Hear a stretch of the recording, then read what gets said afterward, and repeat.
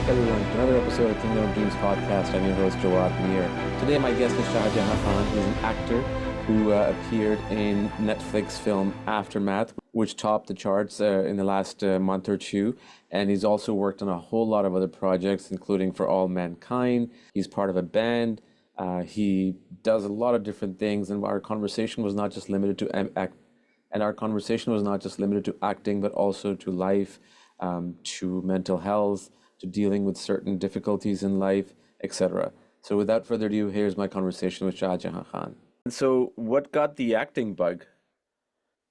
I mean, honestly, I'd like making fun of aunties and uncles and my relatives when I was a kid. I just was always a performer, of Mm, some kind. And then I started doing plays when I was very young, also like sixth, seventh grade. And I was good at it. And then it was kind of like simultaneously music stuff was happening.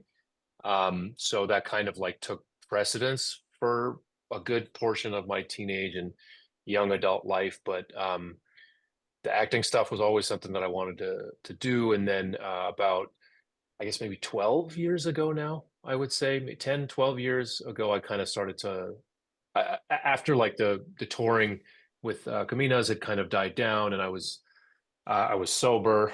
I was back in college. I kind of just like wanted to give it a real, just one thing kind of led to another, like I'll be 42 this year. I've always sort of like, just not done what I want in that sense, but just kind of like creatively just never fully been satisfied and moved on to the next thing and whatever. And yeah, with acting stuff, yeah, I started doing plays again here in Boston.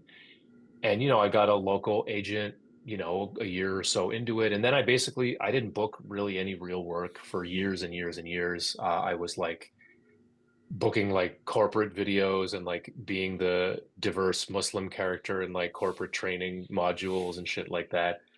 Um, and then just I would say the last 2 or 3 years, things have picked up, whatever that means. It's a crazy business and mhm. industry, and it's certainly I'm still very much like a struggling artist. This is really what I do. Not just I mean I do a bunch of different things to like survive. I have like 6 or 7 different jobs. Um, but yeah, I think like my first big feature film role was here in Boston as well, which I think we'll probably talk about, called Aftermath. And then from and that same yeah, and so I mean things I got like sort of better representation and stuff, and then yeah, man, it's been kind of like a weird sort of a ride. So I'm just along for the ride to see what happens. Amazing. So I did go through your IMDb, and IMDb is normally not all the time correct. But Sure. so you've What does gone it say through. right now? I'm just curious. Oh, I don't know. I've spoken to so many people on this podcast, and I would say something, oh, you worked on this. I'm like, no, I did not. I'm like, well, Oh, IMDb's I right. mean, I don't have that much stuff, so I'm sure it's still right, Yeah, though. but just going through it, so you worked on a lot of shorts, and then I think I Yeah. saw that you worked on the one episode of Succession. I have never seen Yes. Succession, so I don't know. Yeah, yeah. But then you still worked on Aftermath, which I just finished watching, and I hadn't even heard of that film until I I read know, an man. art. It's a silly action movie. It's not. It's funny because it was like so Aftermath and Succession and this other Lifetime movie, like a murder mystery. Those all happened in the same year, basically. And like I said, after years of not doing anything, and yeah, it was kind of like, and also because it's like a Boston-based movie, just post-COVID, when this like now we don't really go in for auditions in person anymore. And like I said, dude, I've been auditioning for movies for years and years, not booking anything. Um, and this was a big project that came to Boston, but then it was during COVID, and it was this like weird thing, and it was sort of surreal that we were doing it during all of this. And then it sort of went away. Nobody knew what the deal was with this movie. It was this big budget, but still indie thing. Um, the director was this really cool guy who's done some pretty cool, horror thriller stuff. He's kind of like a legend in that, and he was Wes Craven's editor for like Scream and stuff. Mm, Um, and it was my first time ever on like a real set with lines, and mm, it was absolutely terrifying, but I just like hopped in, and it was like going from having really never done anything to being like an action person, having like a stunt double, a trailer, and like a gun and all this crazy shit. Um, but it was yeah, so that happened. And then yeah, we didn't know what was gonna happen to it. And then the strike happened too a couple years later. Mm. And it just sort of went away. Even the director didn't know what the deal was with the movie. And I stayed in touch with him, and then he was like, we found out last year that it was going to come out, but it would come to like, it wasn't going to have some big opening. It was going to open in like one theater in like Poland, or like Poland, Uganda, maybe the UK, like one theater on Staten Island somewhere. So there wasn't going to be any premiere. So I just was like, yeah, whatever. I'll just get together with my friends and watch it. And we had a laugh. It's like it's it's like a whatever. It's like a broy, action movie thing. And actually, I know the writer quite well. And then we just sort of knew that it would live on Netflix. And I just honestly, I just thought like, look, it's cool. I got to do some stuff, and there's some cool stuff I can finally put in my reel. That's not like a student film or whatever. Uh, but then it actually went to number one in the US and the UK and for like a week. I Yeah. don't know what these things even mean these days, to be honest with you. But it was a very big deal for like a couple of weeks that like, and there was this, I think I probably sent you guys an article maybe about it. There's an article in Forbes about like, how did this like random ass movie like do this way, like, and it kind of like, because it didn't have any of this marketing stuff behind it. And um but yeah, I've been talking for a while. You feel free to jump in and ask me questions. No, no, no, Sorry you're if I'm just fine. like, yeah. I rather you talk than me, but I that's how I found out. It's funny because I read this article, and a day or two later, or maybe a week later, I can't remember, I was talking to Zakir, Okay. and he talked about, a bunch of different things. I'm talking about, and your name came up, and then those two things got together. Like it was just a Gotcha. very, So that's how you guys. yeah, that was a really, really interesting thing that how that happened. And I saw the film, and it was an interesting concept. It was action, and again, for it to be number one, I don't know how these things work either. Like, how does I that? don't either. Like, for Yeah. example, what was that movie? Contagion, from Steven Yeah. Soderbergh, that Yeah. came Yeah. out in Yeah. 2009. That made sense to me that it went berserk during COVID because it was Yeah. relevant, right? But there are Yeah. a Yeah. couple Yeah. other movies like Happy Gilmore or some other movies that have gone completely number one or two. I don't know how that Sure. happens, but good for you that it happened. No, and And yeah, and it was at the timing of it was such that, also it's been a big year for me with this other show I'm on, Deli Boys and stuff, and it's all just sort of sequential after years of not booking anything or whatever. And a lot of people were, I think people maybe mistakenly assume sometimes that like, wow, it's just overnight, this stuff happens, and it's like, of no, course not. it takes decades. Uh, Um, but yeah, it ended up just kind of being cool, and it was like it was the thing that sort of, for like a week or two, people were recognizing me in random places and stuff, and it was sort of random. And I think the other thing about the movie is that it did have a couple of like notable stars in it too. Um, Deechin, who's in Severance, and then Dylan Sprouse, of course, and then Mason, who's Gooding, who's Cuba Gooding Jr.'s son, and yeah, I don't know, like I have no idea how it all happened, well, and yeah, it was a crazy couple weeks, and yeah, I didn't know you were in Daily Boys because I haven't seen it. I saw the trailer, I think, a couple of weeks ago, whenever the trailer came out, or a okay. little bit after that. So that's interesting. So it's, Yeah, I'm. It's my first recurring role, so it's what actually do what pretty do you fun. what do you play? Who do you I play? play a gangster named Ali Sahir in the dark side of the drug dealing Pakistani crime family. So yeah, it's a pretty great show, man. I'm honestly, it's like, and I'm not saying it because I'm in it. Like I would Yeah, yeah, yeah, watch I it if know. I wasn't in it, and it's a really cool moment. I think for a lot of reasons, but yeah, it's a really fun show, and it was like the time of my life making that thing. So it's obviously finished production. Is it like a mini series or like a seasonal, or sorry, I don't know much about it. So if you can just fill me in just a little bit on that, I'd Oh appreciate it. yeah, sure. No, no, no. I had whoever your the person who had set I mentioned it to your assistant Oh, person. okay. Okay. Um, but it's the first season of a show about two Pakistani. It's about a Pakistani American family. There's these two brothers who are just kind of like hapless Yeah, yeah. idiots who they're sort of spoiled brats in different ways. And their dad dies in a freak accident, a golfing accident in the first episode. Mm. And the sons inherit this family business.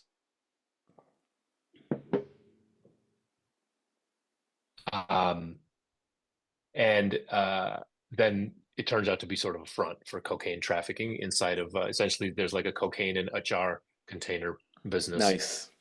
around the country. So it's pretty fun. It's very, it's like, it's like dark comedy, um, Yeah.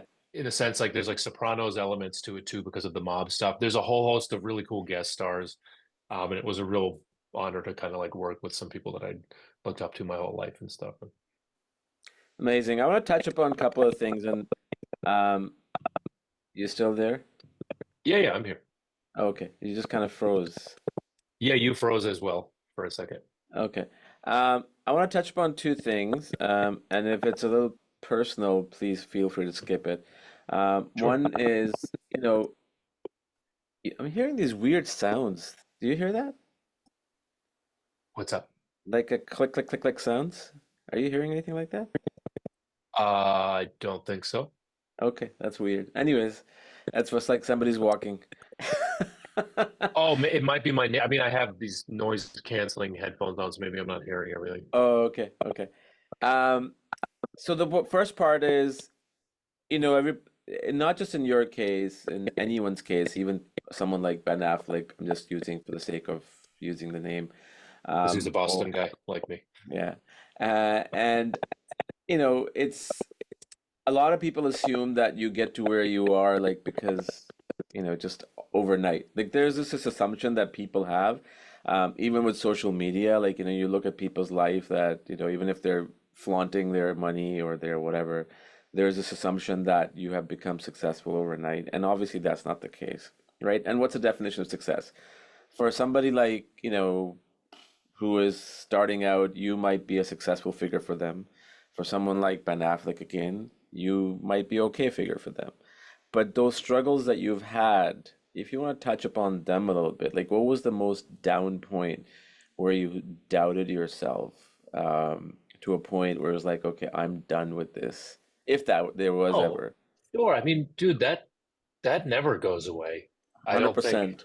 Yeah, I mean, for at least anyone who has pursued in terms of art and stuff, like I've read luckily, like for me, I've had different eras in my life and redefined myself in many different ways. I'm also very open about mental health stuff, so I've been in recovery for 14 years now. I've been like a touring uh drugged out punk rock guy. Like I in my 20s I had one idea of what success had to look like, and the band had to make it, and if we weren't going to, like, if we didn't take over, if we like, you know I think I also, one thing that that has come with age is this idea that, like, just because just because you maybe have like a regular job or something and you're still doing your art, that you're just as much of an artist as anybody else. And I think that it took me a long time. Like, look, like I was saying before, like I'm very much, for sure, I'm basically, in terms of everything I ever like wanted to do as a kid, I've done. I've gotten to play in like a band. I've toured all over the world. I played concerts. I basically just wanted to say something in a movie and like say something in a TV show. Those were my goals, and I've already done those. So in that sense, like, of course I'm a success, but like I mean, I don't know if it's like capitalism or like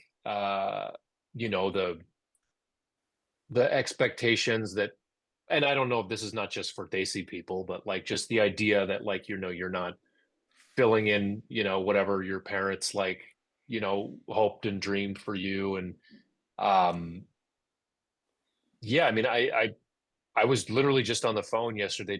I have this opportunity. I can't really talk about it right now, but It's to fine. do something, to like kind of like once again redefine myself. And I'm actually,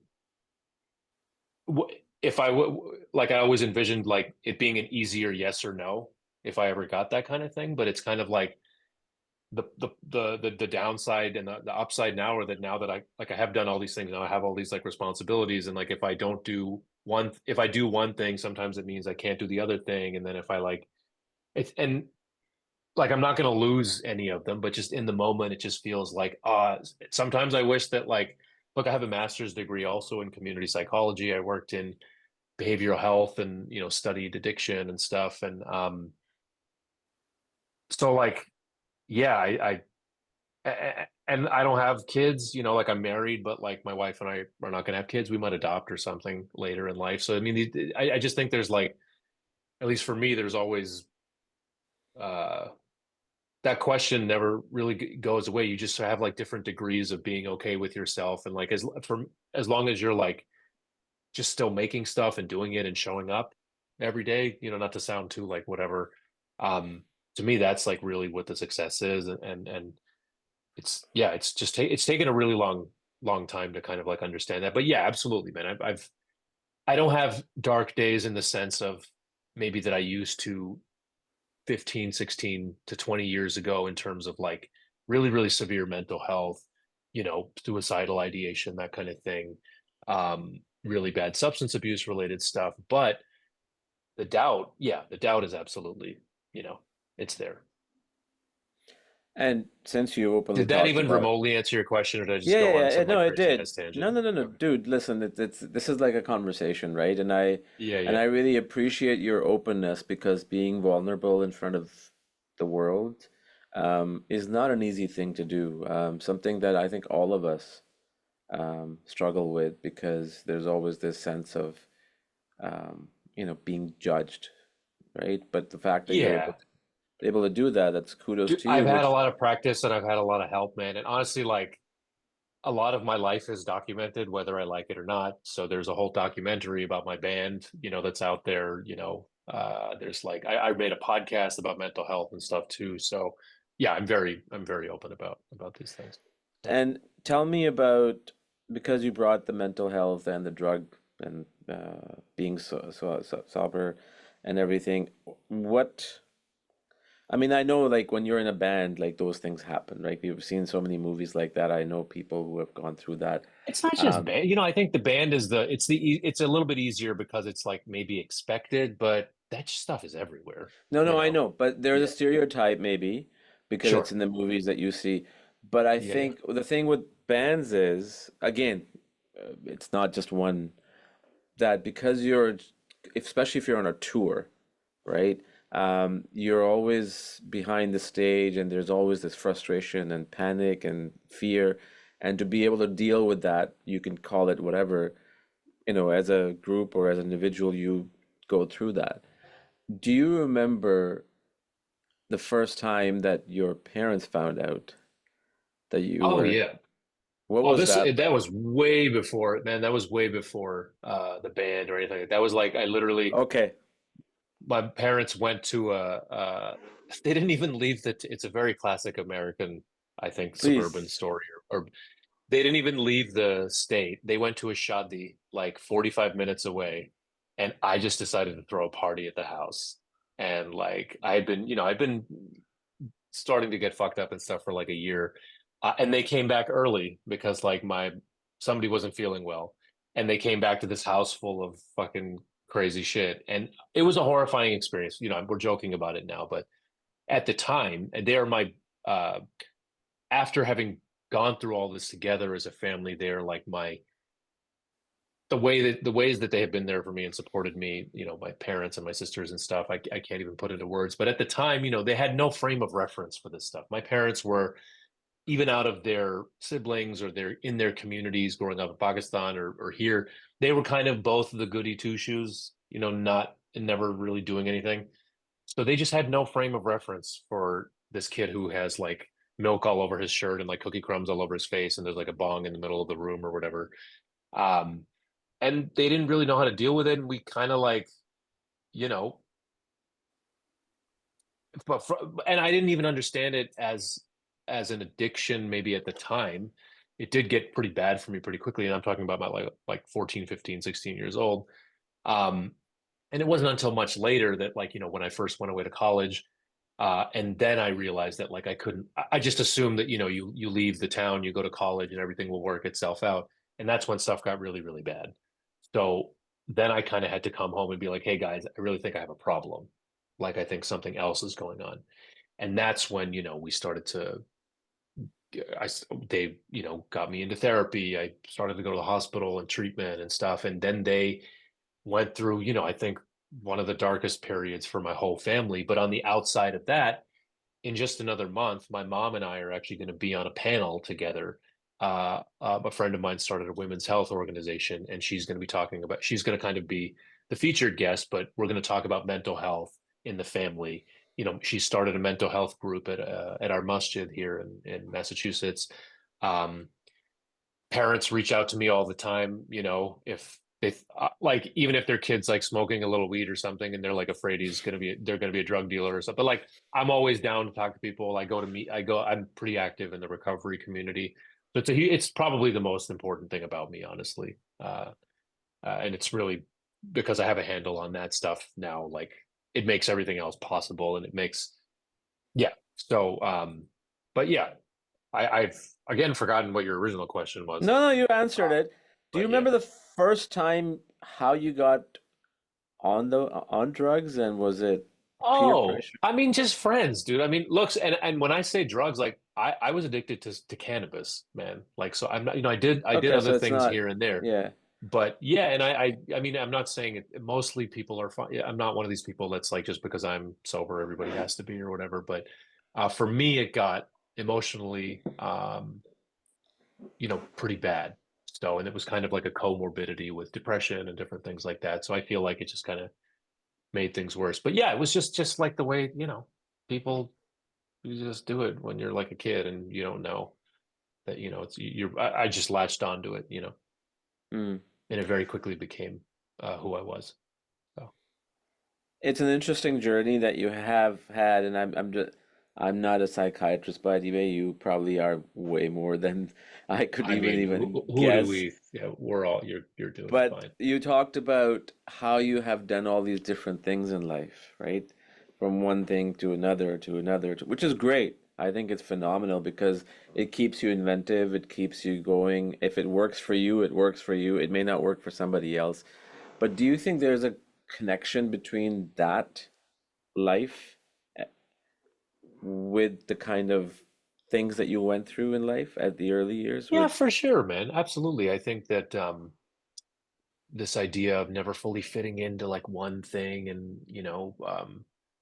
is a can be both a blessing and a curse. I think that constantly maybe being looking to like redefine yourself can it can be tough sometimes, um but I think the cool part now is like I don't know, it's actually kind of it's I don't know, I just think it kind of makes life interesting and makes you an interesting person, to not like, what were you going to say? yeah, it does. So again, just a thought, right? So it's Yeah. like maybe do you think there's like a subconscious level fear that because you were in your part of your life went through a lot of stuff, addiction and all that, Hmm. that you don't want to be, again, this is just an example, be necessarily addicted to one kind of profession? Oh, that's interesting. I never thought about it in those terms. That there's Maybe not somehow this, yeah.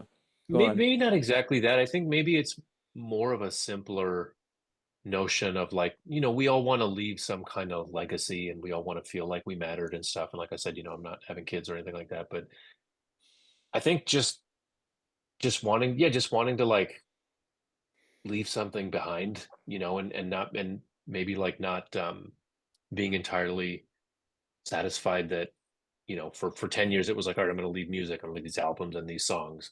And then maybe it's like, no, I want to be, express myself through the stage or through, through plays or like through film and TV and stuff.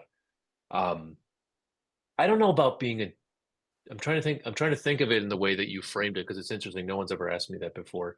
Um, I don't, yeah, I'm not sure that I see it that way, but I understand Okay. what your No, that's question is. fine. Yeah. Um, and what's What has been the most, if somebody was to ask you, as I'm going to ask you, what is one moment in your life, and if you can be detailed about it, that has been the highest Hmm. and the lowest, which you kind may have answered, but if you can just go into a little bit more deeper into that, I'd be very interested to know. I think you have a very fascinating story, man. I honestly wasn't expecting all this, but this is lovely. I love it. Not, Sure. just from a story standpoint. No, no, no, man. Of course. Just the first thing that came to mind when you said that was in 2017, my Kominas band, we were invited to play a huge festival in Casablanca in Morocco. Mm, And going out onto the stage, the just enormous, bigger than anything I and have ever done since musically. Uh, Going for sound check in the morning, and they are playing on the speakers. They just happen to be playing my favorite band, Rage Against the Machine, to do the sound check. And I'm about to check and then being like, holy shit, I fucking did it. Like, look at this. So I guess that's a high. I mean, I'll give you one more high because I've had so many please, recently. please. I would say Aftermath, man. Like showing up there that first day, like I was so used to being a background actor or extra or having never had a line in a movie that I went to the wrong, and I've told this story before, I think, but I just assumed I was going to the normal, like, with the holding, they call it the background actor holding. And I went and I sat there and I saw this other guy who was, he was wearing the thing that I was pretty sure, because I had been to the costume fitting a few days before. He was wearing that exact outfit. And he was like, we did, he was like much taller, but he's also shaved head and stuff. And I'm like, hey, what's up? He's like, oh, hi, I'm Shahjehan. He's like, oh, I'm Joseph. And I was like, where did you get this suit? He's like, oh, I'm a stand-in for Ozzy. And I was like, oh, that's who I'm playing in the movie. And I didn't even know that I was going to have like a stand-in. And then I'm just sitting there talking to him, and then we start to fill out our SAG. Normally you have to do that, like your forms Yeah. before the shoots start. And I go to hand the person again, and I'm in the what I think is the play I'm supposed to be sitting, and I go to hand her the form. She's like, I'm sorry, what's your name? And I said, Shahjahan. She's like, oh, you come with me. Like you have to come back. And then they took me to a trailer, and then I like walked out onto the set. That everything in that first day was just like absolute terror and absolute like, dude, this is it. This is it. Like, holy crap, you did it, you know? So those are two like pretty big, and I've had so many more, man. So, but I'm those are in sure. terms of I'm sure. creatively. Um, I guess lowest point would, yeah, probably be in 20. So this is a story I often tell. So I go to AA and NA meetings pretty Mm, regularly, and often sometimes you're asked to speak. And for anybody that hasn't been to one, like they're all different. Some you sit in a circle and share. Sometimes there's a speaker. Sometimes like you write or meditate or whatever. Um, So every now and then I get asked to tell my story, or usually on my anniversary, like every year, I try to find a meeting and get a little, coin and tell the story. So usually the way that I start those off is I talk about um, the very last day that I was like out getting high. Um, and in this case, it was January, and I remember the date, obviously, it was January 4th of 2011. Uh, I had just spent my last chunk of money just buying some fucking weed, man. And with my band Kominas, I just played this very prestigious show in Boston for New Year's. It's called First Night in the Boston Common. It's one of the best gigs you can get in Boston. And I wasn't really talking to them, like I was just interested in getting high. Instead, they were getting ready to move to New York because things were really taking off for us. And I couldn't leave my parents' house honestly on a daily basis. I was 27. I was still living with them. Um, and that day I just kind of like, I drove around and, I aimlessly sort of like ended up and, I took myself out to eat, but I just like got drunk instead. And then like, um, I just ended up in like, a parking lot alone. that night. And I had a phone at the time, I had a flip phone, and I was going through my phone and looking at all these people that I knew, like all over the world, and people that like I looked, but I just felt like I had let every single one of them down, and that I couldn't, and that I would like never be like okay. And that was that end, and that night I almost got arrested, and that ended up being, the beginning of like the new like amazing chapter in my life. So that's definitely probably the lowest one that comes to memory. Thanks for sharing those, man. I appreciate it. And Yeah. I think with I love the high points because to me, Aftermath story was obviously from a career standpoint, getting your own trailer and all that is fabulous. But the simplicity of the other story of you just doing a sound check and you hear the song and then you realize, oh shit, I made it. I think it just speaks volume to who you are in terms of where your career has been, personal life has been, and where your career is and where it's gonna go. So that's really, really cool, man. That's really, really cool. Thank you. Thanks a lot. Um, what are some of the things that you want to do in life, or Oi, oi, oi. I know that you may not even know right now. Some of them you may not even know right now, right? Yeah. Because I think life literally is like I've always had one goal in life is to make films, right? But the way I have gotten to where I've gotten to is something I had never expected and I planned Sure. and I believe it's like a 10-year chapters of your life. Like every 10 years Oh yeah. things change, right? Like you Yes. get in a small way or a big way. So do you have And if you're any fortunate, every decade is better than the last, man, and that's truly 100%, the case for me. 100%. What do I still want to do? That is such a good question. Um,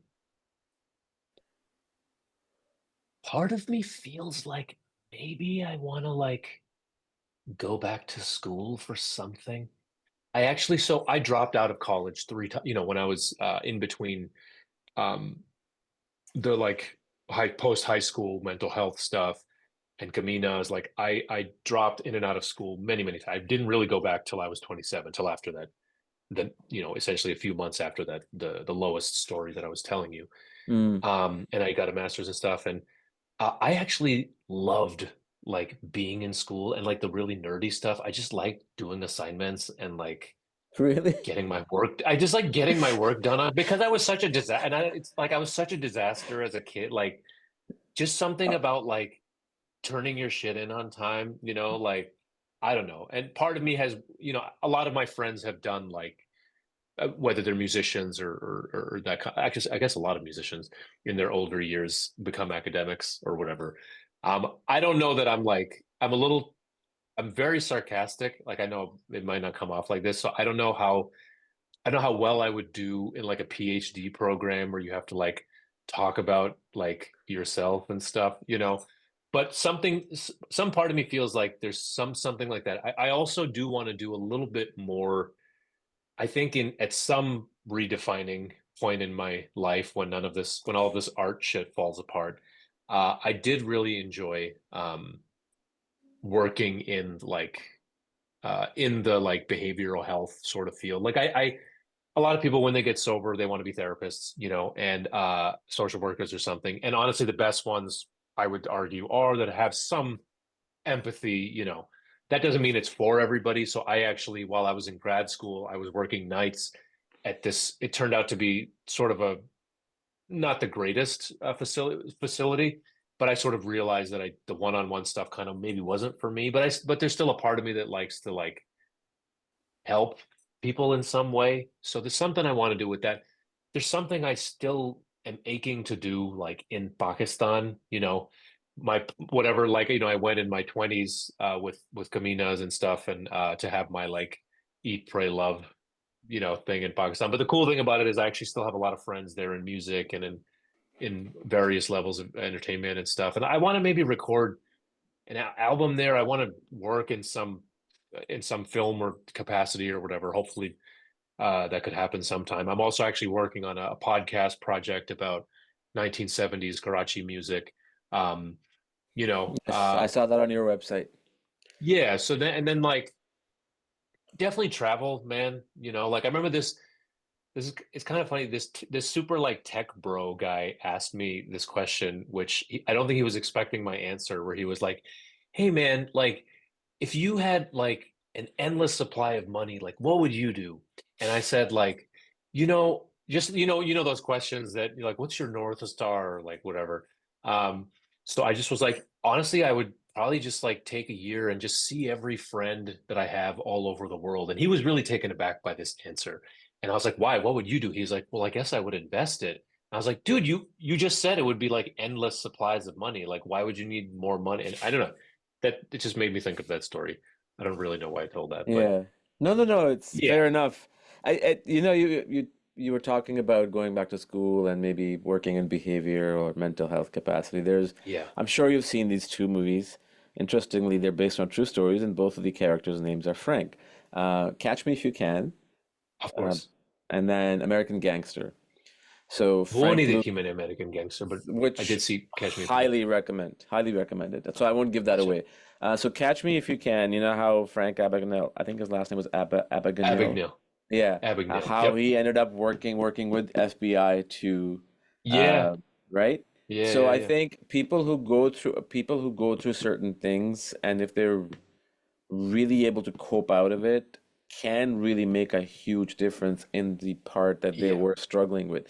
So I think maybe Absolutely. that could be something. I don't know, but that could be something that you probably will explore for a certain period of time in your life. And I Yeah. think Yeah. it's probably going to happen to you. My guess is in the early 50s. अच्छा तो क्या मैं I'm homeland just security join करके फिर या what does that have to do with anything? no, it's just No, no, I'm just saying because I find a lot of people start doing that. I'm not in my 50s, I'm 48, but I know people in their 50s, they start reflecting back way more on some of the intricate details of their lives that were missed out on. और मैं तो पता नहीं बचपन से nostalgic इंसान हूँ I'm always maybe too Okay, much so maybe too much. but no but Okay. I completely I totally get what you're and I appreciate what you're saying so I hope that's the case by the time I'm 50 so Great, man. And look, let's go back to Aftermath. yeah yeah So, you're I'm that scene where you have two or three scenes, if my memory serves me right. Um, yeah I think right. so And I something like think that one of the things I really liked was so when they take the girl away, the sister, and yes you have a gun in your hand. I honestly was expecting that even after being afraid for like 5, 6 seconds, you will just pull out and shoot.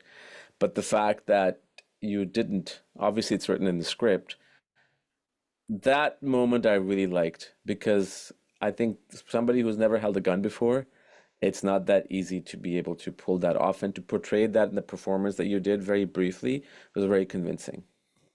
Thank you very much. I really appreciate that. I actually remember that scene. That was that whole sequence was my very first day, Mm. and I remember having lunch with the director Patrick after, and asking typical like, "Did I do okay, man? Am I fucking up your movie, bro? I've never done this before." Like, just he's Oh, like, you said it "Listen." like that? Oh, 100%. I remember because I was walking over to the food area or whatever, the catering, and I was walking back to sit by myself or whatever, and Patrick was like, "Hey, come sit with me," and I'm just like, "Okay, this is sure."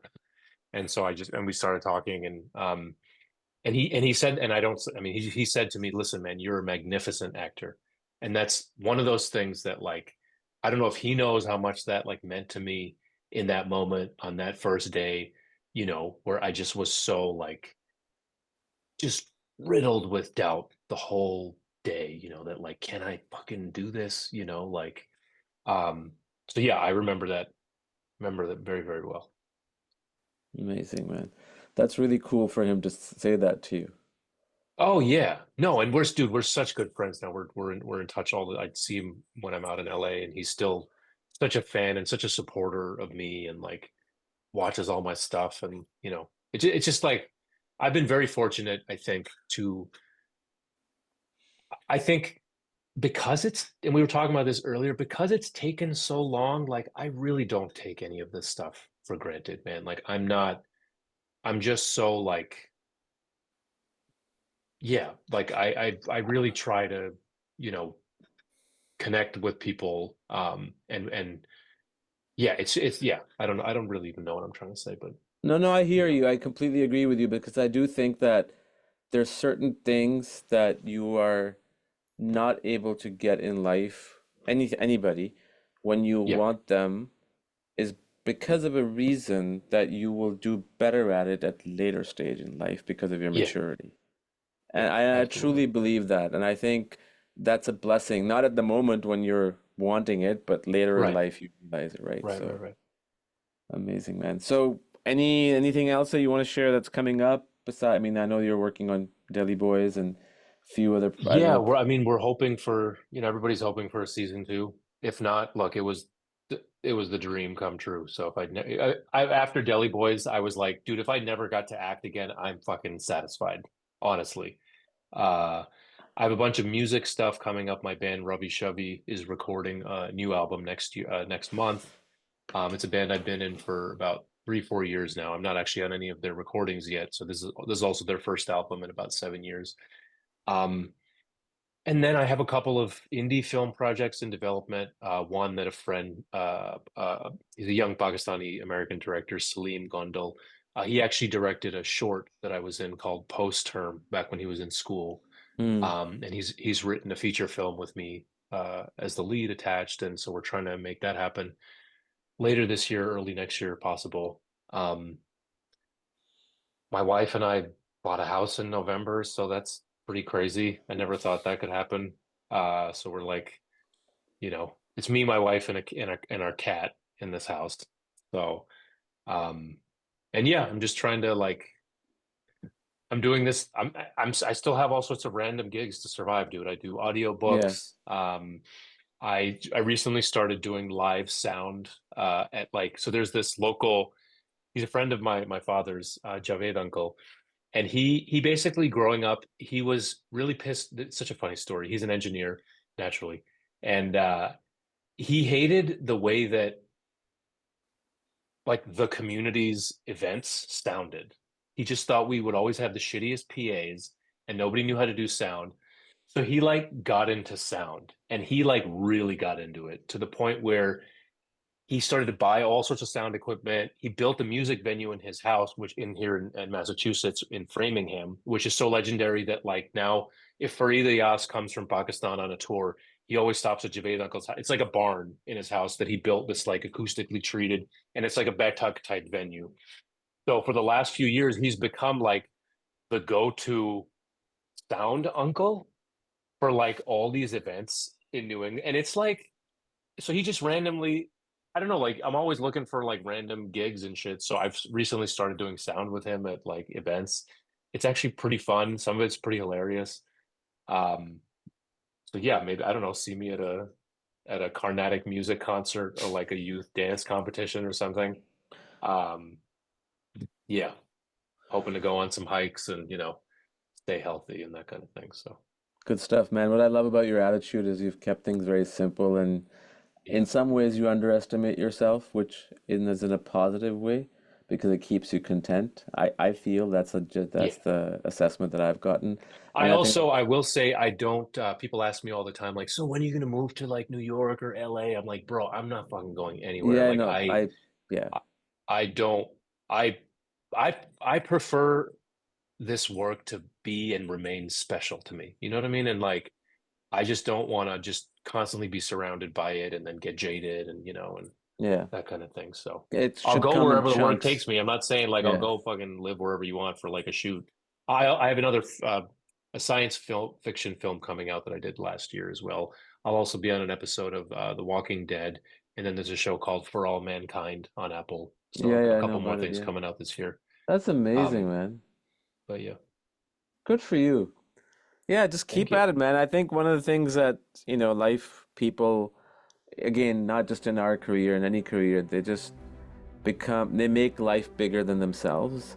And I think to Hmm. stay at the same level of life is very important because you remain at peace, content, and happy. And I think that's pretty much Yeah, success, right? So yeah, yeah, yeah.